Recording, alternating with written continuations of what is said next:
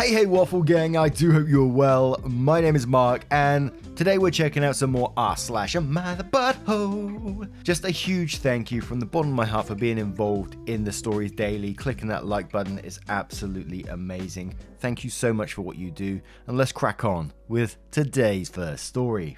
And it's from Busy Swan 7499, who asks, am I the arsehole for attempting to get a family with kids evicted? I recently moved in an apartment complex, and next to me lives a family of 4.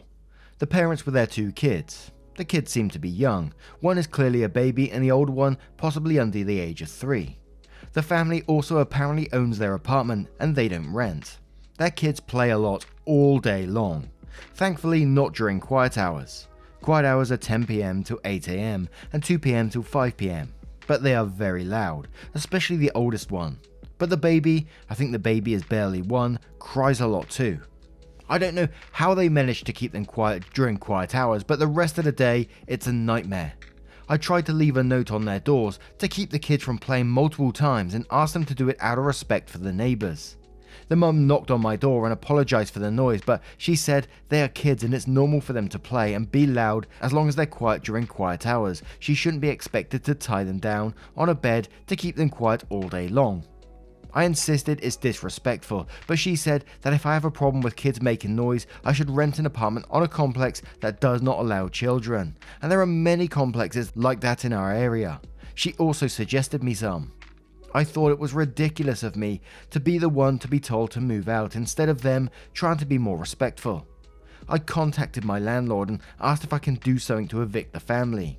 He said that's not possible since they comply by the complex rules, and they also own their house, and that legally there's nothing I can do.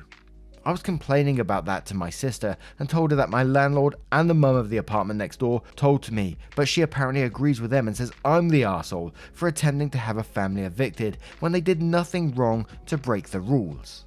I kind of feel like OP was very honest with all the details in this post, but sort of dug themselves a hole at the same time. From what I got out of this family owns their own apartment. They're abiding to the rules that's there. During quiet hours, the kids are quiet. So somehow the parents are keeping them quiet during these hours, but obviously children need a release. So when those hours are over, they're going out and playing and using up their energy, which I think fair play to them, And I covered a story recently about an apartment story and, noise from the roof and stuff like that. And a lot of the comments said in that one, they said, this is part of apartment life. As long as you're following the rules, that's it. You can't be complaining. And although you couldn't, but you tried to get a family evicted from an apartment. And I can only assume this was recently, so I'm going to say so close to Christmas as well. Not that that's a real relevant detail here, but it still hits me. So yes, 100% you are going to be the arsehole to me in this situation. But your little birdie says you're the arsehole, kids are loud, people are loud, they're not breaking any rules, and if you need silence, go buy yourself a single family house in a rural area. Trying to evict a family for your own personal comfort is a massively arsehole thing to do. Start says you're the arsehole not only for attempting to get a family who owns their home evicted during a housing crisis, but definitely as they've broken no rules. You also have some seriously unrealistic, entitled ideas about apartment life.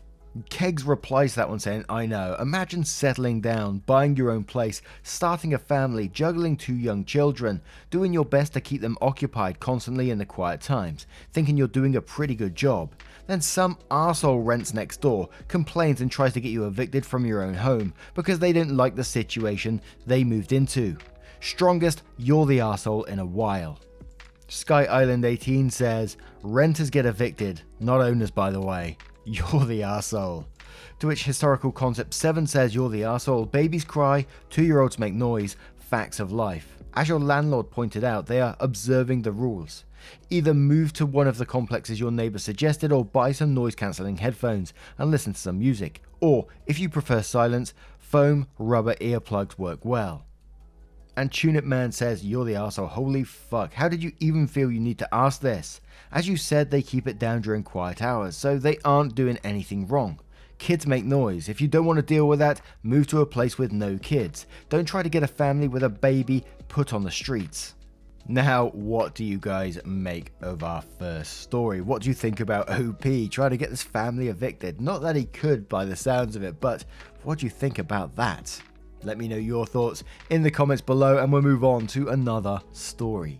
And our next story is from Initial Fun 4091, and it does follow with an update, so feel free to use the timestamps if you want to go straight to the update if you heard the story before. And it's titled, Am I the Arsehole for Wanting My Girlfriend to Take a Pregnancy Test? I, 26 male, and my girlfriend, 25 female, have been together for 6 years. I think she's pregnant. I keep encouraging her to take a test and she refuses. For the past month or so, she's been saying that she doesn't feel good. She's been extremely tired and fatigued, complaining of back pain and headaches, feeling bloated, and overall just not feeling well. I asked if she thought she should call her doctor. Not necessarily because I thought she was pregnant, but just out of concern for her health in general. She said no and figured it was allergies or a period was supposed to start. Her period is very regular. I mean, I can damn near track it. She said that she's always been this way and has rarely been more than a day or two off. So when she was supposed to start earlier this month and didn't, she seemed a bit concerned. When she was a week late, I pointed out that she hadn't been feeding herself and maybe she should take a pregnancy test. She said there was no way she was pregnant and she was probably just re-regulating or something like that. I said taking a test wouldn't hurt just to be sure, but she wasn't having it, so I dropped it. She has a lot of fears and phobias, one of them being emetophobia, which is fear of vomit.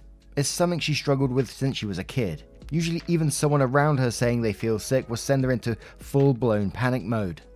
Thursday night she was supposed to visit her grandmother, so when I came home after work, I was surprised to see her laying on the couch. I said, "You're home early," and she told me she didn't go. When I asked why, she told me that while she was driving home she felt nauseous and decided not to go. I asked if she was okay and questioned the nausea. She told me it was nothing, probably something she ate. Being nauseous for any reason would normally cause her to freak out, and now she's being so nonchalant about it. She again blew it off like it was nothing. I again mentioned taking a pregnancy test. She had all these symptoms. Why not just take a test and find out? If she is, she is. If she's not, and then we can put our minds at ease. We went back and forth a little bit. Basically, her argument is that she's not pregnant, there's no way she's pregnant, and she wishes I would just drop it. She stormed off to bed. I slept in the guest room, and that was that. She has been giving me the cold shoulder since Thursday night. We're usually great about communication. This is probably the worst argument we've ever had, and I don't know what to do. Do I apologize? I didn't think I was doing anything wrong, but maybe I should have just kept my mouth shut. I'm not trying to push her, I'm just worried. If she is pregnant, then she has to get the proper care. If she's not, then there's something else going on health-wise that she should get checked. Edit, I hit the character limit when I submitted this, and in my shortened version I guess I left some things out, but I need to clear this up. We've talked about kids before, and as far as I know, we both want them. It was a conversation we had before we even started dating, but that's a story for another time. Lol. Everything was fine before this. We both seem to be on the same page in terms of our future. If she is pregnant, she is not waiting until it's too late to do anything, thus trapping me in the relationship. I love her more than anything. I'm not leaving her, whether she's pregnant or not. Now, I think I got to come into this one with not the arsehole for the concern you have for your girlfriend, and yeah, just want to clear up. All the symptoms are there, like you're saying, and so I think having this test would clear it up. But I will say, she probably knows this already, and she's just scared to have that test to actually confirm it. So whilst you already say that you're great at communication, I think my question to her would be, are you afraid that it may be positive? And then go from there, because let's face it, pregnancy is a massive thing, like absolutely huge. Not only will it introduce a little one into your lives that will change your lives forever, there's the pregnancy itself, the body changes, the sickness which she has a phobia of, feelings and hormones, and just a whole range of stuff that will absolutely change your life. So of course it's going to be a scary thing, and that's what I kind of feel it may be. So we will find out in the update in a second, I hope. If it is pregnancy, of course. But we'll move down to the comments to see what they say. And we're going to start with Our Honor Defend saying, "No one's an arsehole here. You just want to take care of her and make sure she isn't sick, at its core. Honestly, it sounds like she is pregnant, how you are describing, but that is probably terrifying to her. Taking the test would force her to face that fear head on, and it's something she will have to come to herself. Maybe reassuring her that you're there for her and will support her throughout if she is pregnant, or just addressing that you know it's scary for her would help ease her fears. She needs to feel secure and cared for in what is likely a very scary time, especially with how pregnancy out of wedlock is viewed for some families. Best of luck. Bored again says not the arsehole, she's in denial and probably afraid of it being positive. You two had sex, there's a possibility of being pregnant. It's that simple. For the Drama says, sounds like to me she's terrified she is pregnant. She wants to continue living in denial. I don't think you're an arsehole for wanting to know because it would affect your future as well, but you can't force her to take a test. And one more from Traveller13 who says no one's an arsehole here. You aren't wrong, although you may be taking the wrong approach. Your girlfriend could be pregnant, her period could be late, or some other health issue could be going on. She may well be resisting taking a pregnancy test because she thinks she might be and is scared to find out for sure. Fear can often make people pull back, become defensive and go into denial. You may have better luck focusing on reassuring her that you love her and whatever happens you are there for her. Apologize for pushing her and give her a few days. If she's still sick, then empathize that you are worried and think she should see a doctor. Offer to go with her or do anything else she needs. Make sure it is clear that you are speaking from a place of love and concern. You've been with your girlfriend for 6 years, so you know her best. If any of this advice sounds like it won't work with her, go with your gut instead. Now, let's move on to the update to find out what happened. So, update. Thank you for the comments, upvotes and awards on the original post. I appreciate everyone's concern, and especially those who checked in after. Sorry for leaving everybody hanging. To answer everyone's question, yes, she is pregnant, and yes, it is mine. She's about 5 months along, and she and the baby are both doing great. After my original post, I was considering some things that people had said before. I thought it was best to drop it for the time being. We made up before getting into another big fight where we stopped speaking for a couple of days. One night I came home from work to find her crying. She finally opened up and were able to talk. As expected, she was scared and in denial. While marriage and kids were things we both agreed that we wanted, she wasn't in any hurry, so neither was I. However, we know 10 people who got married, engaged or had kids within the past year. I think she was feeling some kind of pressure and we discussed being less careful about birth control. I don't think either of us expected it to happen so fast, and admittedly, we could have thought it through a bit more. Once faced with the possibility of being pregnant, she admitted that she didn't feel ready, but she was also concerned that if she wasn't pregnant, what was wrong with her, seeing that she definitely wasn't herself. She just didn't want to face either possibility, especially since at the time, her dad was going through a cancer scare. We had a long talk about all of the what ifs, her concerns and her options. It put her at ease enough to call her doctor, who was very accommodating. We weren't surprised to find out that she was pregnant, but we were a little surprised to find that she was not as nearly as far along as we expected. The doctor determined that the symptoms she was experiencing that had us convinced she was pregnant were actually due to stress and not taking care of herself properly. Unfortunately, the past few months have been really hard emotionally because of some family issues, but otherwise she feels good and is doing really well. We are nervous but excited, looking forward to the end of April. Now, I think we should start off with a little congratulations to you both, and I really wish her father the best and with the cancer scare and just wish you all good health in general, really. But I think that was a pretty positive update in the end, although it was totally unexpected. Sometimes these things are, but it sounds like it's turning into a positive in the end. But what do you guys make of this one? Let me know your thoughts in the comments below, and we'll move on to the next story. Would like to know how they're going to deal with that phobia, the sickness phobia, whilst pregnant though. Might have to Google that one. And our next story is from Vice 1991, who says, am I the arsehole for refusing to let my son have 2 last names? Hey guys, so a bit of context. I, male 32, have been with my wife, female 30, for 3 years. She comes from a country where women get to keep their maiden name after marriage, which was fine with me, though as someone who comes from the south, my family pushed my wife to take my last name, but she ended up keeping hers, which made my family somewhat unhappy, saying it was disrespectful of her to keep her maiden name, but thankfully they got over it and things got better and we reconciled later. Now this last name issue has been brought up again when my wife and I found out we were expecting a baby boy. I sat my wife down and told her that my son is going to get my last name and explained so that there is no confusion. But she disagreed and said no and came up with a compromise, which was that our son gets both our last names. But I declined, explaining how awkward and confusing and just complicated that would be. Not to mention the middle name, so that would be a long name, but she said I should consider since my last name will still be there, but I said no. And I told her we'll just have to go with what most families here do, and is going by the father's last name. She threw a fit, calling me selfish and accused me of treating her as if she, as a mother, gets less or no say. But I reminded her that she got to keep her maiden name, and oh my word, and so we're even. She then argued that I was mixing two things and that are unrelated, and was holding the fact she got to keep her maiden name over her head, though that was her right to do the same with deciding what surname our son will have. I said I was sorry, but I cannot accept this compromise, especially with how my family will react, and told her she should just go with the flow and agree on my son having my last name. She got upset and refused to talk to me. After that, calling me selfish and a dictator and a minion for my family, even though I'm just looking out for our son's best interest and keeping them in mind. I just think she's being deliberately stubborn here, but I am not sure. Am I the arsehole? Edit. Jesus, whoa guys, there's too many responses here, man, and I won't be able to respond to all of them, but I've got a couple of things to say and I'm adding them here for everyone to see.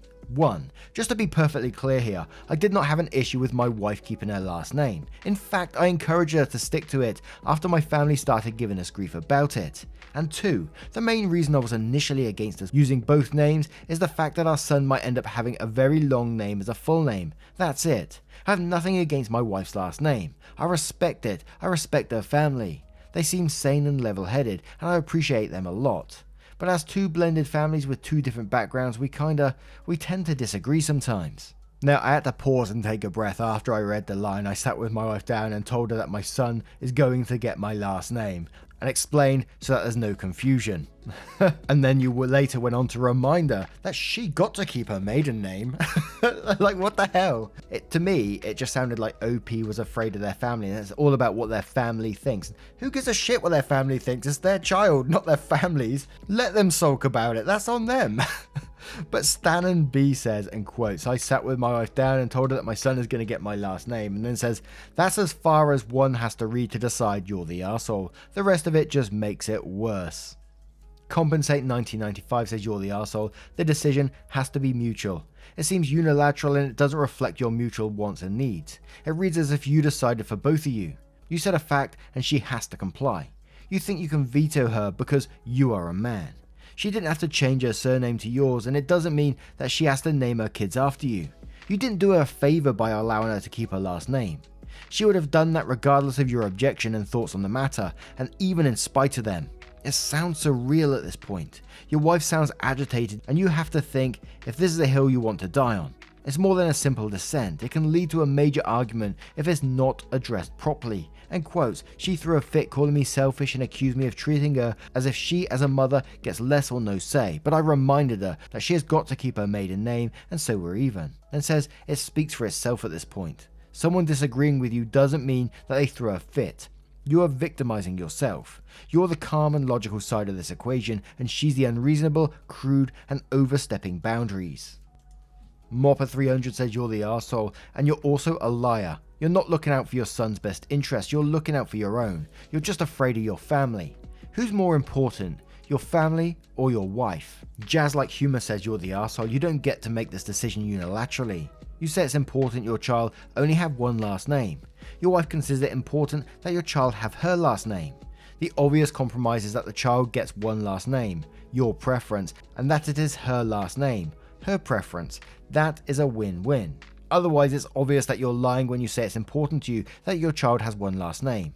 What you really care about is the patriarchal, misogynistic norm that a child have the father's last name. And her keeping her own name is an entirely separate issue from what you name the child. It's her name. It was important to her that she keep that which is her own. Again, if it was important to you that you share a last name, you could have changed yours.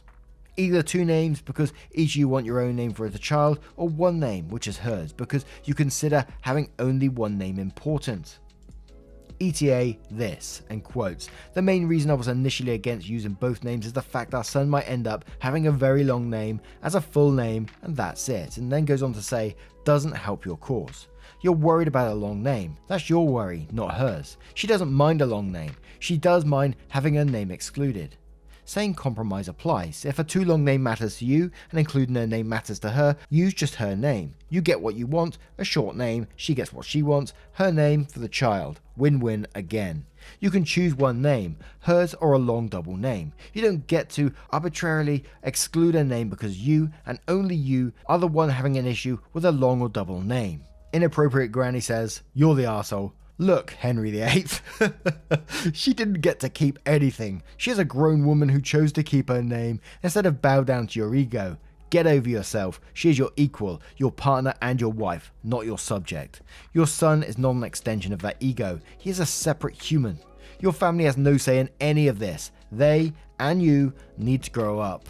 And one more from Pleasant Space 6267 who says, "You're the arsehole. I'm from the south as well. Quit using it as an excuse. Quit using your family as an excuse. You didn't do her a favor by allowing her to keep her fucking name, and you aren't looking out for your son's best interest, just yours. Your kid's life will be the same with or without your last name. Grow up and quit the sexism. Disrespectful my ass. It is disrespectful to think it is disrespectful someone doesn't give up their last name they have had their whole ass life for your silly last name. And there is no even here. You gave the sperm, she makes the whole ass baby. And what did you expect from someone who wants to keep their last name after marriage would say when they have a kid?" Now, what do you guys make of this one? I think I know where it's going to go, but I would love your thoughts anyway. And we'll move on to another story. And our next story comes from P98P, who says, "Am I the arsehole for causing a mass quitting? I was done with the company as they cut our pay to avoid laying off anyone. But then we posted record profits, but they didn't increase our salaries or give us the 10% bonus everyone was promised. 20% of the department already quit, but I was hanging on a bit, hoping to ride it out until next year. Then the boss yelled at an intern for asking to go home early and have time off because her mum just called to tell her that a cat was dying and to go straight to the vets. She wanted a few days off, and the boss basically told her cats were animals and she wasn't allowed to request time off unless it was a human dying. He was supposed to discuss it in private but decided to just go to a corner of the office where my team overheard him. She was crying and grabbed her stuff and ran out of the office. I sent a company-wide email, which is standard, saying I was quitting and highlighted the interaction between the boss and the intern, though I didn't name names as the main reason. Then immediately like 10 people emailed me back to ask me who the manager was, and to avoid leaving a trace, I told them in person, and within a few days most people knew. I work IT, where finding a new job now is really easy, and tons of friends would offer me referrals into their companies immediately. I found another job within the 2 weeks and I'm starting on Monday. There's been over 24 people sending quitting emails, and now the company is shutting down people's emails a few days before they leave, so they can't send goodbye emails and link their LinkedIn or phone numbers so current employees can't find them to piggyback to the next company. The boss came to berate me as he was being disciplined and might lose his job. I don't feel sorry for him because he's a jerk, but his family is going to be hard hit because he doesn't have any marketable skills other than PowerPoint. Am I the arsehole? Now, I don't think that you were the main cause of causing a mass quitting. You may have given it a little nudge, but I think lots of people have been giving it a little nudge for a while, and it's just a piss poor company treating their staff like crap that has caused a mass quitting. And while it's nice of you to have empathy for the family and the way that they might be hit by this is not your problem. He's caused this problem. He's the one being bloody rude to people. That poor intern, being treated in that way. And he deserves to be reprimanded for his attitude towards others. Absolutely not the arsehole. Osa Wild says not the arsehole. And why do people think they are morally obligated to protect their employers from the consequences of their employers' own actions? Violet says, and quotes, he doesn't have any marketable skills other than PowerPoint, and it says, ouch, very funny, not the arsehole. Ghost Pickle says, not the arsehole. Who the fuck is he to tell someone how to feel? Who the fuck is he to tell people where they get to grieve and for how long? Who the fuck is he to judge the value of a life? I'm sorry for your intern's loss. Your little birdie says, not the arsehole. You did nothing to get him potentially fired. His own actions did that. Brainfree says, obviously not the arsehole. They didn't leave because of you. They left because he's a bad manager and they took a pay cut. Absolutely. Now, what do you guys make of this one? Let me know your thoughts in the comments below and move on to another story. And our next story comes from Comfortable Afraid 424, who asks, am I the arsehole for commenting on a guy's receding hairline? I have a friend group who I get along with quite well, but I'm not much of a fan of one guy we'll call Justin, who just seems to talk without thinking. Sometimes he's purposely rude just to be edgy. Yesterday it was kinda hot, so I wore leggings and a crop top to hang out for a picnic in the park. I'm not a skinny woman, but I'm very much comfortable in my body. Justin has never seen me in leggings before and asked if I wasn't fitting into my jeans anymore. I rolled my eyes but didn't comment on it. Later on, he reached over to poke my stomach and told me that dresses would hide all my flab better. So I responded with, you should worry about that receding hairline first before you come for my weight. Low blow? Maybe. His hairline is receding and he's in his mid-20s. He does everything he can to hide it, like hats and beanies, certain haircuts, and apparently has spoken to guys about a hair transplant. He left pretty soon after, and a couple of my girlfriends thought it was funny, but a few of the guys are telling me that receding hairlines in men are a sore spot and that I should have just told him to cut it out. I have before, he just picks up the attitude the next time I see him. My argument is that weight is often a sore spot for women. I don't particularly care, but that doesn't mean others don't. So he should have expected to get as good as he gave. So the guy comments about you not fitting into your jeans anymore and reached over to poke your stomach and saying dresses will hide your flab better. Yeah, I can't blame you for turning around and giving him an equal low blow. You know, if he wants to throw around shit like this, expect it in return. And the fact that you try to talk to him like normally a couple of times and saying it's not acceptable and it just goes back to normal. Yeah, he needs a bit of his own medicine in this case, I think. But Joshu said what says folks in glass houses best not throw stones, not the arsehole. Banff says not the arsehole, let's call a spade, or in this case a snowflake. He obviously can dish it out but can't take it. He tried to fat shame you, but had to leave when you pointed out his hair. And I say this as a man with thinning hair himself. Your friends who stood up from them have more than a whiff of misogyny as well. Where it is fine for a man to poke fun at a woman, but God forbid a woman poke a man's ego. Ultimately, you are correct. He should have expected to get as good as he gave. If he couldn't, then he should have kept his mouth shut and his hands to himself.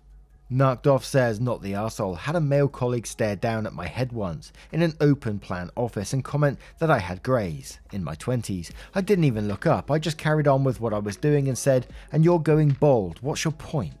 I definitely heard at least 2 people nearby gasp. This guy was relatively senior, but I simply didn't give him anything else to react to. Didn't look at him, didn't get emotional, nothing he could latch onto. He just stood there for a bit, obviously waiting for me to give him something he could criticize, but I carried on as though the conversation was over, which it was. You can bet he never commented on my appearance ever again. This was a trick I learned from a previous colleague, who was the absolute master at dealing with sexist arseholes, and it works every single time. Man, I would have loved to have seen that him just sort of stood there awkwardly while other staff members are staring at him like an absolute Burke. And one more from Miles Meow 95 who says not the arsehole. He made 2 comments, you made 1. You owe him 1 extra next time you see him. Keep that mental tally going, 1 for 1. It's petty, but some people you can't avoid and they don't get it. Only thing you to be the bigger person is not start it. If you can't take it, don't give it. Maybe he learned a lesson. He could be completely fine and his friends might be a bit sensitive. If he's not addressing it with you directly, assume there's no problem and just banter. Now, what do you guys make of this one? Do you think OP was right? Do you may even think it was maybe a justified arsehole? I think it's a total not the arsehole myself, but let me know your thoughts in the comments below. A huge thank you for spending your time with me today. If you made it this far, don't forget to click that like button. Hugely helps out. Leaving a comment and just getting involved in the channel in general hugely helps out. Don't forget, we got Twitter, we got Discord, we got podcasts that you can get involved with it as well. So many places to get involved. Thank you so much for your love, time and support, and I will see you in the next one. I hope so anyway. Take care, guys. Much love.